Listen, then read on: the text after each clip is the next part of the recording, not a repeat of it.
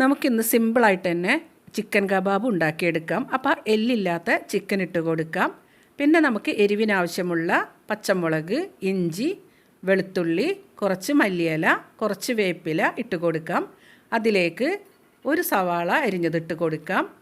പിന്നെ നമ്മൾക്കിതിലേക്ക് വേണ്ടത് കുറച്ച് കുരുമുളക് പൊടിയാണ്. പിന്നെ കുറച്ച് ഒലീവ് ഓയിൽ കൂടി നമ്മൾക്കിതിലേക്ക് ഒഴിച്ച് കൊടുക്കാം. ഇത് നമ്മൾ സിമ്പിളായിട്ടാണ് ഉണ്ടാക്കിയെടുക്കുന്നത്. അപ്പോൾ ചിക്കൻ ഞാൻ വിനീഗറും അതേപോലെ തന്നെ ഉപ്പും ഇട്ടിട്ട് നന്നായിട്ട് കഴുകിയെടുത്തതാണ്, നല്ല സോഫ്റ്റായിട്ട്. ഇനി നമുക്ക് ഇതേപോലെ കൈകൊണ്ട് ഒന്ന് ഉരുട്ടി ഫ്രിഡ്ജിൽ ഒരു 10-20 മിനിറ്റ് വെച്ച് കൊടുക്കാം. നന്നായിട്ടൊന്ന് സെറ്റാവാൻ വേണ്ടിയിട്ടാണ് നമ്മളിങ്ങനെ ചെയ്യുന്നത്. വേറെ ഒന്നും ഇതിലേക്ക് നമ്മൾ കൂട്ടിയിട്ടില്ല. ഇനി നമ്മൾക്ക് ഇതേപോലെ ഒരു കോലിലേക്ക് കുത്തി ഇതേപോലെ നമ്മൾക്കൊന്ന് ഉരുട്ടിയെടുക്കാം നീളത്തിലായിട്ട്.